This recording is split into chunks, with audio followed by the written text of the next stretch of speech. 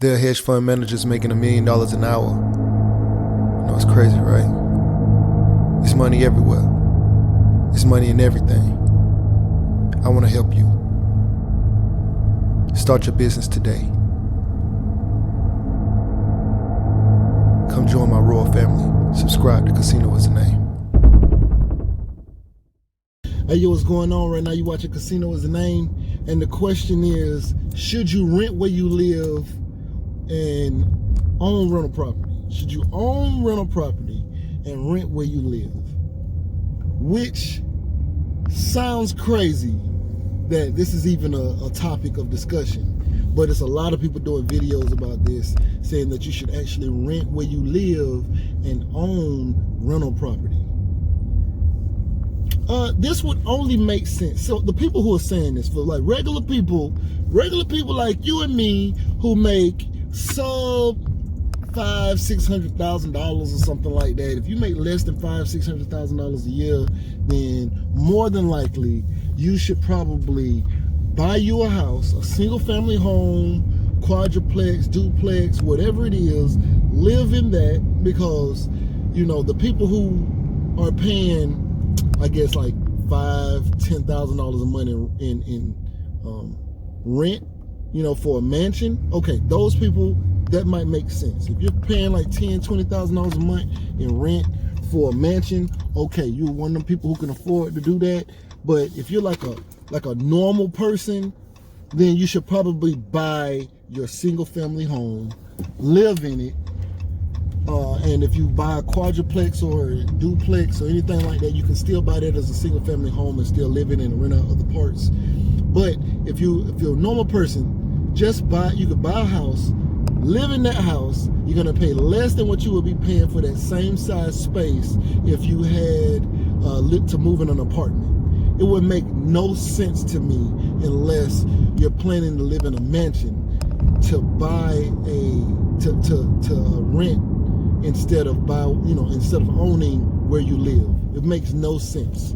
I mean, don't get me wrong, this is an interesting topic, right? Because this really takes, you have to actually think about who you are. You have to actually think about what your position is. Because if you're a millionaire or somebody who makes a large sum of money, right? Not even just a millionaire, but like if you are somebody who has income of $600,000 a year or something like that, and you pay $10,000 a month to live in a mansion or something like that, then yeah, it might make sense, because to buy a mansion might be $3, $4, $5, $10 million or something like that. So if you want to live in one of those mansions, then yes, then that would make sense to rent it instead of having to buy it, having to put down a large down payment or anything like that. Yes, it would make sense, especially if you might want to live in that mansion a little while, but maybe you need to get up out of that mansion. Maybe your business isn't doing so well, or maybe you don't want to live there anymore. So yes, get up, relocate. But if you're going to live in a house that is between $90,000 and say $450,000, that is an easy house to move. Because if you are living in a house that's $3, $4, $5 million, depending on where it is, it may not be so easy to move unless it's somewhere like California or something like that. But a $3, $4, $5 million house may not be that easy to move if it's in Kansas or Connecticut, or maybe Connecticut. I don't even know about Connecticut, but if it's in Georgia, it may not be easy to move a $3, $4, $5 million house, because you can get a good house for $400,000, you get a great house for $400,000 in Georgia, you know. But there's middle ranges for houses, right? Like, well, you know, so you have ranges where houses don't cost not like too crazy, and you could actually just be a regular person. Like you could be an accountant. You can just be a regular accountant making $100,000 a year, and you got a spouse or a girlfriend or a boyfriend or whatever you have, and y'all live together, and they may be a nurse or a doctor or whatever, and they have a decent income. $100,000, $200,000. You guys could afford a $400,000 house relatively easily, you know, and that would be basically like a mini mansion, or kind of mansion-esque in Georgia. So you wouldn't have a reason to go up to a $3, $4, $5 million house unless you just want to be extra in Georgia, right? And so if you guys got ready to move, it would be easier to find a buyer at a lower price point because there are more people who earn similar salaries to that. Versus if you're somebody who has to pay a mortgage of, I don't know, $8,000 a month, $9,000 a month, not a lot of regular people can afford to pay that much in mortgage. Now, you can rent that house for $10,000 a month and live in it for a year and spend $120,000 and then decide, you know what, now I want to downsize and go to this other size house or whatever. And yes, you have that kind of freedom, so it makes sense. But if the house is $100,000, $200,000, $300,000, $400,000, like, I would say buy that house, live in it for a while, live in it a couple years, 2, 3 years, 4, 5 years. If you decide you want to leave, guess what? It is a lot easier to sell that house and get out from up under it than it would be a mansion. So yes, in that situation, it would make sense for you to actually buy your house versus than renting just some real estate somewhere if you're a regular person. Now, if you're not a regular person, you're a millionaire, quadruple time, you want to live like Grant Cardone, or you want to live like President Trump, you want to live in this other high rise or whatever. Okay, cool, makes sense. It is. Then you can move the next year, you can go somewhere else, but regular people are not moving like that. Regular people are not like, okay, I just started my career in New York, I'm gonna work here for a year, next year I'm gonna move to California, then my 3rd year I'm gonna decide to move down to Miami and work down there. Then I'm gonna decide in my 5th, like 5 years into my career, I'm gonna pick up and relocate my entire family that we just had children. We're just really getting them acclimated to the school system, and now I'm finna move to Texas to live in Texas for a year, and then I'm gonna live in Texas for a year or two, and then decide I'm gonna move to Kansas or somewhere like that and live there for a little while. Then I'm gonna move to Ohio. See, rich people do stuff like that. Regular people, they live in the same apartment complex for 10 years, okay? Like, regular people move, but they move from a 2-bedroom to a 3-bedroom. Then they be in a 3-bedroom for a little while. Somebody go off to school or somebody move out. Then they downsize to a 2-bedroom. Like, but they're still in the same apartment complex. That's normal people, right? If you're gonna do that, go ahead, buy a house. When you get ready to pack up and you move out of your apartment, you don't get to take none of that money with you. You paid $1,000 a month for 12 months. That's $12,000 that you've spent, right? 12 bands. And if you stay there for 10 years, that is $120,000. Now, you could have bought a house for, let's say you were going to buy a house for $125,000.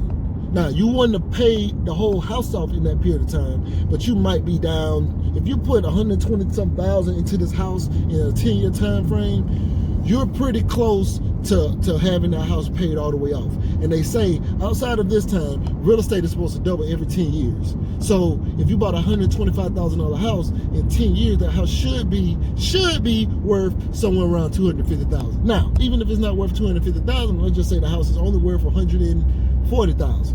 It only went up $15,000 in equity over the last 10 years. That's still fine, because when you get ready to sell it and you didn't actually went ahead and paid a mortgage of $1,000 a month, which your mortgage wouldn't even probably be that much. I'm sure it won't be that much on a $125,000 house, but your mortgage would have been less. Matter of fact, so if your rent was $1,000, your mortgage on that would probably be like $700, $800 a month, something like that. Maybe like $700, $650, $700. I don't know, something like that. It wouldn't even be $1,000. So you would have saved money every month over the last 10 years. Plus, when you got ready to turn and sell it, you probably would owe maybe $15,000, $20,000 less than what you started buying the house. Which means that now you have about, let's say if the house is worth $140 and you owe let's say you owe $100, right? Let's say you owe $100,000 on the house, but the house is worth $40,000 minus the 6% sales tax. I mean the 6% from the you know, the real estate agent fees and things like that, you still will walk away. You will walk away with money. You know what I'm saying? Versus if you just got up and packed up and moved out of your apartment, you walk away with nothing. That whole $120,000 is gone. If you pack up and you sell your house for $140,000, now you're making money. Now you don't even have to sell it. You can actually rent it out. If you rent your house out, and a lot of people think like, well, if I rent my house and I wanted to buy another house, they're gonna count that against me. But no, that is not how they do that. If you rent your house out, that becomes income.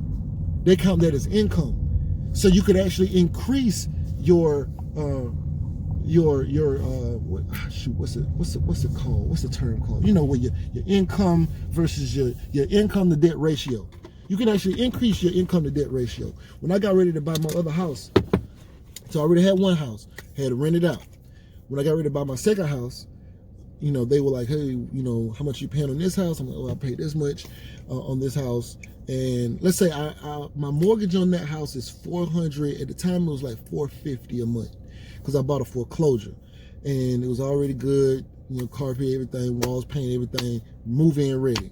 My tenants moved in. I think they were paying like $700 a month.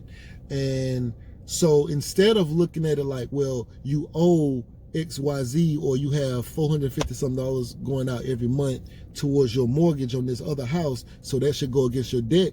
That's not how they do that. They actually counted it because I had a contract with my tenant showing that I had income coming in that was greater than what was going out. So they actually increased my my income by, I want to say $250 a month, something like, it was like a little more than that, whatever it was. It was like $250 a month, something like that.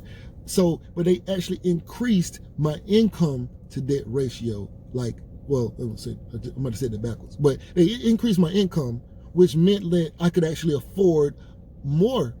You know, I could actually spend more because I had money coming in. It doesn't work the opposite. People think, oh, I got a house already and, you know, it's rented out, but I can't, you know, if I rent it out, like, will I be able to get another house since I got that rented and it's still in my name? Yes, that counts. That can actually be a good thing for you. That can actually raise the amount of money that you're able to borrow for your new house, because that is considered income. Anyway, I just keep seeing people, you know, a lot of videos about this. It doesn't make sense unless you're planning on moving into a mansion. If you're gonna move into a mansion, yes, it makes sense for you to, you know, to rent if you're gonna spend $10,000 a month for where you're gonna stay. Okay, cool. Regular people, it is not more beneficial for you to rent where you stay than to do the opposite. Doesn't make any sense. This makes no sense, okay? It doesn't. It's stupid, all right? Anyway, right now you're watching Casino Is the Name. I'm out. Beat me up, Scotty. Me and her together, we just count it up. Money on my mind, I can't get enough. Don't play with my money, you don't want no beef. Cause I come from the bottom, I come from the street. When she first saw me, she said, who is that? When a man saw me, he called me a threat. I'm the one that really live, wanna rap. They ain't never did it, they ain't really trap.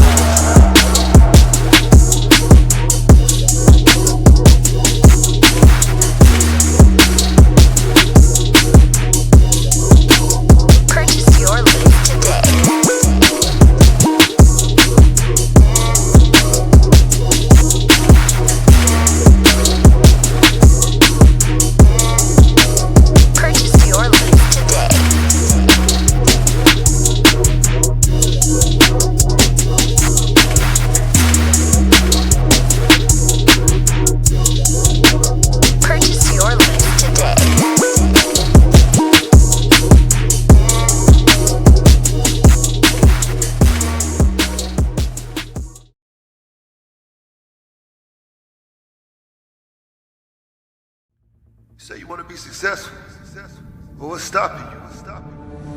Can't nothing stop you from being successful except for you. You standing in your own way. I came from the bottom. I ain't know nothing but the grind. You can't tell me nothing about that. I caught the bus at Basin Street Projects in Tallahassee, Florida. You hear me? I used to think $1 million would last me my whole life. I done made that and spent that. $1 million ain't enough.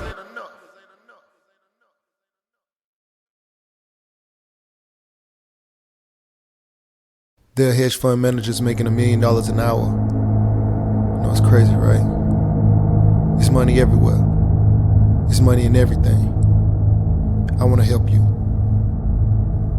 Start your business today. Come join my royal family. Subscribe to Casino Is the Name.